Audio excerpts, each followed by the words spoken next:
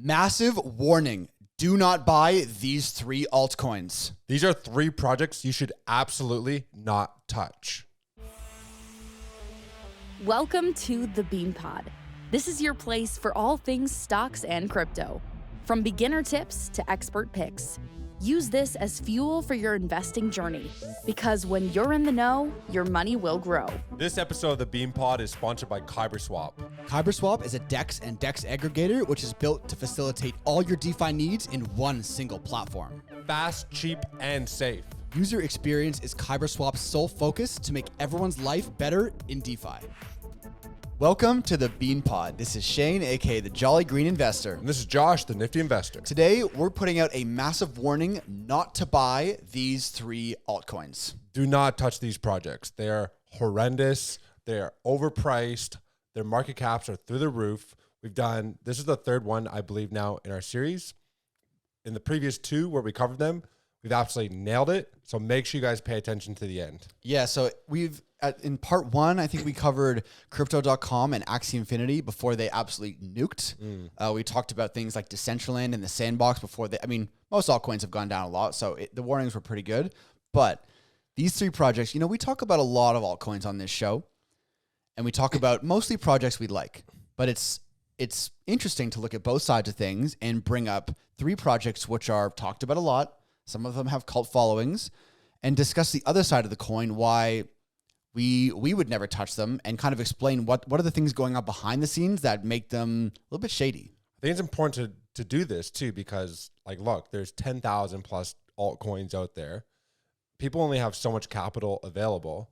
So let's highlight some of the projects that we wouldn't personally touch, and for really good reasons. And sometimes it only takes one giant red flag to stay far away from it. Yeah, okay. Which one do you want to talk about first? I think we should go into the number 1 scammiest project of the 3. Yeah. And that's Hex. This is a $15 billion market cap. They have there's red flags everywhere on this project. The first red flag is on their website. It says, "This is not a scam." Man, it's actually hilarious. It's called a scam so much that they had to dedicate a separate page of their website to defending itself. Yeah. I remember going onto a layer 1 blockchain, and it's a near protocol, and then it's oh, by the way, this is why near protocol is not a scam. Yeah. It's obviously a scam. The fact that you have to say that, for me, number 1, that is straight up. If you have to announce that, that's a red flag. That's say, hey, look, I'm not a liar. Yeah, you know what I mean? Clearly a liar. Yeah. So Hex promotes itself as a cryptocurrency. It's a crypto investment bank. So it's high interest blockchain. You deposit your Hex tokens and you just get more. It is almost literally the definition of a Ponzi scheme to a T, where you buy these tokens and you deposit them, and the more people that buy the tokens and the more people that deposit them, you get more in interest from the token. The token itself serves no utility. No. It doesn't do anything. It's not solving any problem. And the only way you make more money is by getting more suckers in. Yeah, more people in. And you can see that through their forms of advertising. Looking around, even on their website, they show it. It's on tabloids, in newspapers, on the side of buses, on taxis. It's the most shadiest form of kind of advertising that you can possibly see. Yeah. From really anything. And the fact that they have no hard cap, they have 20% of tokens in circulation. That's really so there's still so many more tokens to be released. And their volume for a $15 billion market cap is sitting at 4 million on a 24-hour time frame, which we've seen small caps sitting at project number 2,000 with more volume than this. Yeah, and the reason for the volume, which brings me to the next massive red flag, is it listed on 0 reputable exchanges. You can only buy it on DEXs and a bunch of absolutely D-list exchanges, because all these real exchanges like Binance, Coinbase, KuCoin, they know Hex is a scam. So they would never touch listing Hex on their exchange with a 10-foot pole. It's kind of funny when you go into the FAQs on the Hex website, below the is this a scam part, it's how would I explain Hex to a 12-year-old? And it's it's telling people how to convince other people who might not be so smart.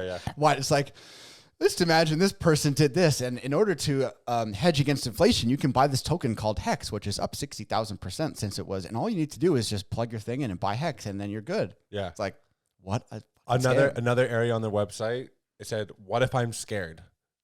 And so it's like, "What if I'm too afraid to buy Hex?" And it goes, "Fear's good. It's there to protect you."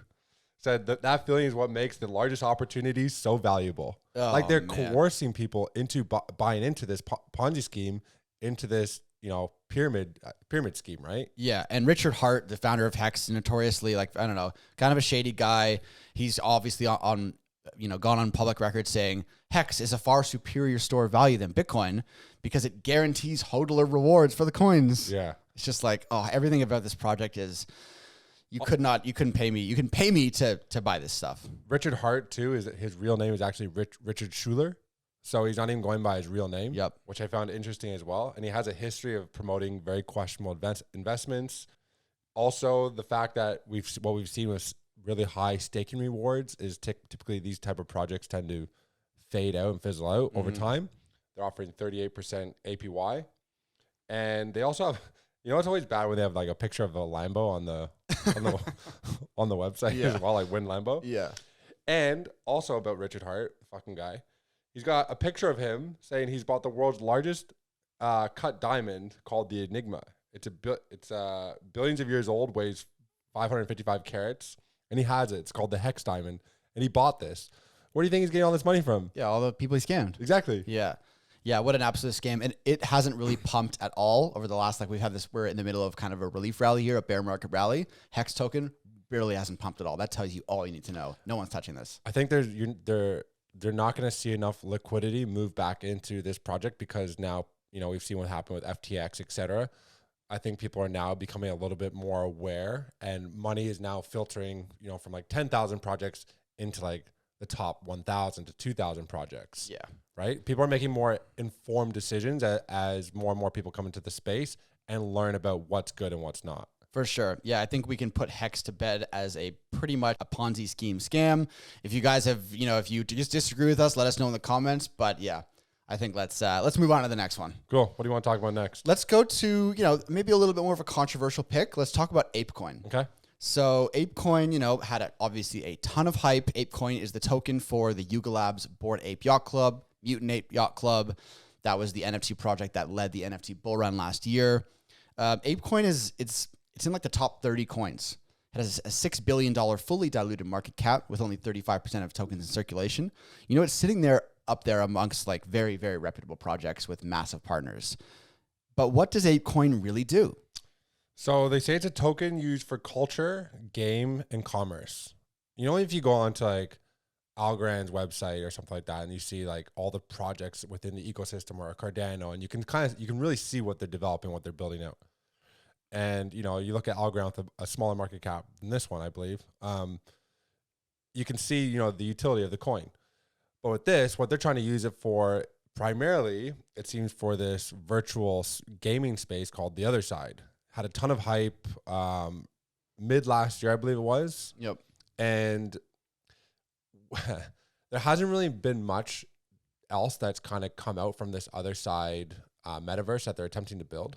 And we know what goes into creating a metaverse because, we've been talking about something known as the Otherside and how Otherverse, sorry. Yeah. And how that's been in production for nearly 19 years, the physics aspect to it, how hard it is to actually make something where you can have multiple people in a room. If you have a VR headset on, you don't get sick, like from motion sickness. So there's all these aspects. So if you have a $5 billion market cap and you don't even have the metaverse that you're talking about even in existence yet, how can you be worth a $5 billion valuation? To me, Apecoin and the whole Yuga Labs Bored Ape Yacht Club, Otherside, the whole kind of thing they've got going on just reeks of a VC celebrity pump and dump. You had all these top level A-list celebrities, musicians, artists, athletes. They were all being gifted / buying these Bored Ape Yacht Club NFTs, putting them as their profile pictures and then inflating the price. Then they had this massive airdrop of the Apecoin to people who owned either the Mutant Ape board or the Bored Ape Yacht Club NFTs. And then, people are selling these things. The NFTs have obviously cratered in value, just like the entire crypto market. I don't hold that against them, but it's just it's instead of, investment firms and VC firms propping it up with like, Coinbase, Binance behind these guys, FTX, it's just another way of doing it. It's just celebrities getting in saying, oh, look, Eminem has this, Steph Curry has this, you need to get this. But there just doesn't seem to be any utility in this token. All we've seen, as you already mentioned, is this one trailer for the other side. It looks like, a game. Yeah. It's not like it's no Otherverse, that's for sure. No. And, I think Apecoin and this whole ecosystem could look attractive to me if the market cap was about 10% of what it is now. Yeah. If it was like, 500 mil. 500 mil. Yeah, even less. Yeah. Less than that. Yeah. You know what I mean? Like, it's like, okay, I do respect what Yuga Labs has done in the NFT industry. They're an authority. They obviously know how to generate buzz. They're great at marketing.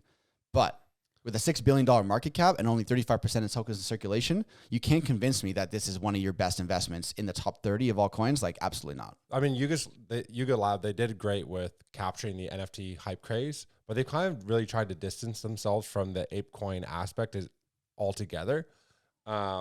So from their website, they say controlled and built. This is always a red flag to me. Controlled and built by the community. It will serve as a decentralized protocol layer for community-led initiatives and drive the culture forward. It's like, you guys aren't community-led when 38% of the supply is held by insiders, venture capitalists, etc. And they're, like you said, they're kind of a bit shady, right? So 16% of the tokens go to Yuga Labs plus charity. Fine print, it says the charity gets 6% of the 16%, which means they really only so the charity really only gets like 0.0001% of the overall. But they make it look like, hey, look, we're actually doing something good here. Classic.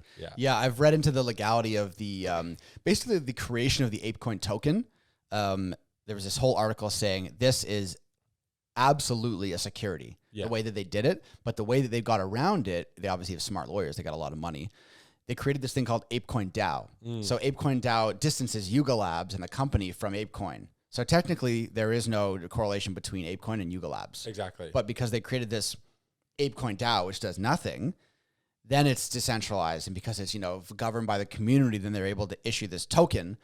The analyst called it as close to a fake stock and offering as you can get without being blatantly illegal. Yeah. So, we know regulation is going to be a trend come this year.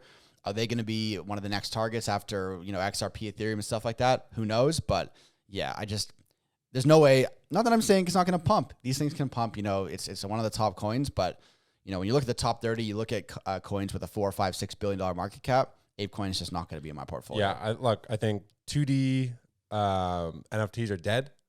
I think with Yuga Labs separating themselves from Apecoin, I think there's a lot of smoke and mirrors and a metaverse that's nowhere near completion. Not worthy of the $5 to $6 billion market cap that it currently holds. Yep, 100%. All right, let's move on to our third and final coin that we do not like for this episode, and it's kind of along the same lines as Apecoin. It's in the NFT industry. It's Looks for the LooksRare NFT marketplace. So this almost looked to be like you like that, eh? Yeah, we're throwing a lot of little hidden. Yeah, good pun. So Looks is attempting to be a competitor to OpenSea, which is the market leader in the NFT space. This has a $200 million fully diluted market cap, 47% of tokens in circulation. They try to do it more like community driven again as well, saying that OpenSea is too business like, and that's not what Web3 is supposed to be all about.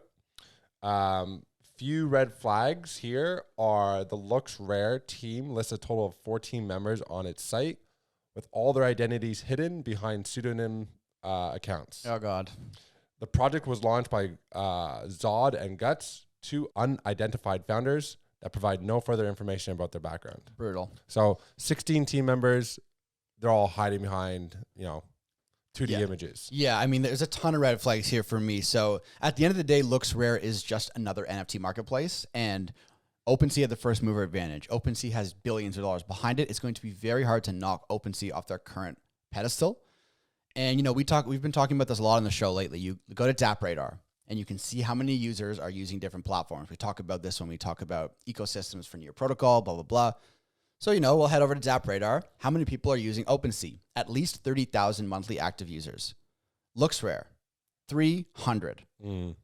That is, and you have to assume that of those 300 meant there would be a few staff members and like people and stuff like that. So basically no one is using this NFT marketplace, which has a fully diluted market cap of 200 million. That just does not add up. I saw, I did the DApp Radar. I did it over the course of a month, and OpenSea had 350,000 traders, an increase of 37%. Right. Even Magic Eden had 120,000, an increase of 1%. Immutable X, 38,000, 25%. LooksRare over the 30 days, 7,000, minus 54%. Their trading volume has gone from January 19th, 2021, was 800 million. And now is through the airdrop, there's a lot of wash trading that also occurred. So people were just kind of buying and selling their own NFTs to earn the rewards. Now it's gone from 800 million down to 2 million. It's dead. It's dead. It's a dead project. It's a dead project. Yeah, I mean, yeah, you talk about some of those other competitors on the DApp Radar. So Magic Eden, 10K active users, Immutable X, even the Axie Infinity marketplace, which like Axie Infinity, way down from its popularity, still 5,000 monthly active users. Yeah. LooksRare, let me say it again for the people in the back, 300. Yeah. This thing deserves a market cap of 2 million. If that. Not 200 million. Yeah. I mean, you go into the website, it just looks like an outdated, dead version of OpenSea. OpenSea has all these different categories, contests running. They've branched out from just JPEG NFTs. They've got different kind of NFTs. OpenSea is a vibrant community. You go on to LooksRare, basically no categories, just old NFTs, and it's just like a one-page landing thing. And honestly, at the bottom of the page, it tries to entice you in. It says, 22% APY if you lock in your Looks tokens. Yeah. That's the only thing that they're trying to get you in there. I mean, I don't know how you can convince me that this thing is just on a downward spiral here from 100 million or 200 million to 100 to 10. Yeah, this thing is, again, I'm not touching Looks with a 10 football. No, I know. I think there's a lot of room for NFTs to grow. As the utility kind of expands a bit, we see tokenization of real world assets. It's already a bit of a scary area for all the different rug pulls that we did see throughout the year, last year. And I think with OpenSea having first mover advantage, if you will, I think that's primarily where you're going to see, maybe some music NFTs, ticketing, etc. I think they'll continue to expand, like you mentioned. Yep. Whereas LooksRare is doing absolutely nothing. So yeah. So I mean, look, you have Hex, which just reeks of a Ponzi scheme. Apecoin, which looks like a VC celebrity pump and dump, and LooksRare, to be honest, it kind of just looks like a dead project. Dead. So if you have other ideas for your listeners, those of you in our community, if you have other tokens and projects that you really don't like, that you think are scams, that you think the market cap is way inflated, leave them in the comments. We always look at every comment. We'll look through the comments. If there's a bunch that have the same comment or likes, we'll think about doing this because we'll do a part 4 and continue following up on tokens that we don't like. And then make sure you guys tune to the next episode, because that one's going to be a banger.